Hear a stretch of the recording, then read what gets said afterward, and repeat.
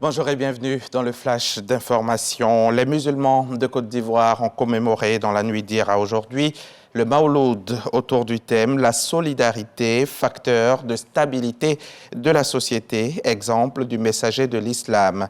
La célébration officielle de cette fête marquant la naissance du prophète de l'islam a eu lieu à la grande mosquée de la Riviera Golfe en présence du président Alassane Ouattara et de plusieurs membres du gouvernement et de personnalités politiques et religieuses. Cérémonie organisée par le COSIM, le Conseil supérieur des imams, des mosquées et des affaires religieuses. Le reportage de Mahama Traoré à suivre dans le 13h. Le président de la conférence de la CEDEAO, le président bissau-guinéen Umaro Sissoko Embalo, multiplie les consultations avec ses pairs. Il était à Abidjan hier vendredi pour une visite de travail. Un temps d'échange avec le président Alassane Ouattara pour parler des défis sécuritaires dans la sous-région. Les deux chefs d'État ont évoqué les voies et moyens de renforcer la paix, la stabilité et la sécurité dans l'espace sous-régional. À Ouattouré. En visite d'amitié et de travail en Côte d'Ivoire, le président bissau-guinéen Umaro Sissoko Embalo, président en exercice de la CEDEAO, reçu par le président de la République Alassane Ouattara. L'occasion pour les deux chefs d'État de faire le point sur la situation sociopolitique et sécuritaire, ainsi que les voies et moyens de renforcer la paix et la stabilité dans la sous-région ouest-africaine. J'ai profité de cette rencontre pour indiquer au président notre souhait d'avoir de bonnes relations avec tous nos voisins et de tout faire pour qu'il y ait la paix et la sécurité dans la sous-région et notre volonté de contribuer à l'apaisement de la situation dans nos différents pays. Évidemment, ce n'est pas chose facile, mais nous y travaillons et je voudrais profiter de sa présence pour le remercier et féliciter le président pour toutes les initiatives qu'il a prises pour nous aider dans ces différents conflits, que ce soit en Guinée, au Mali, comme au Burkina.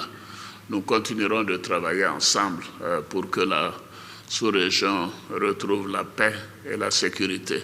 Je suis venu pour visite de quelques heures à Abidjan. Comme vous le savez, c'est le seul pays aujourd'hui qui est frontalier avec les trois pays qui sont en difficulté, notamment Burkina, Mali et la Guinée-Conakry. Je suis venu échanger avec lui sur la situation sécuritaire de la zone et aussi l'informer en tant que doyen. Et on a rapporté les sommets qui étaient prévus les 13-14 à Dakar. On va trouver une nouvelle date et pour qu'on puisse aussi regarder comment gérer les situations sécuritaires dans la zone. Parce que ce n'est pas juste la situation des coups d'État cycliques aujourd'hui, mais on a des aspects sécuritaires. On a l'aspect du djihadisme et pour voir comment on peut trouver des moyens avec nos partenaires. Bon, on sait aujourd'hui Côte d'Ivoire, Nigeria, le Ghana, ils sont des grandes économies de notre sous-région. On ne peut pas estimer à prendre aucune décision sans consulter ces grands pays de la zone, notamment au Sénégal. Je ferai une escale aussi au Sénégal. J'ai déjà échangé avec tous les autres chefs d'État de la sous-région. Les présidents Alassane Ouattara et Umaro Sissoko Embalo ont également évoqué la situation au Burkina Faso et la question des 46 soldats ivoiriens détenus au Mali depuis le 10 juillet 2022. Les choses évoluent bien. J'ai eu la visite du président Faure Gnassingbé hier, comme vous savez, qui est le facilitateur, médiateur, et pour m'informer de l'avancée des choses et nous pensons que très rapidement nous aurons sans doute un heureux aboutissement. Toujours c'est regrettable les coups d'État. Malheureusement, ce n'était pas prévu et c'est arrivé.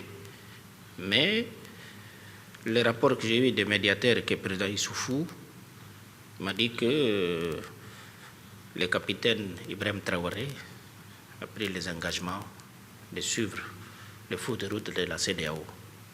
Donc, nous sommes dans cette voie.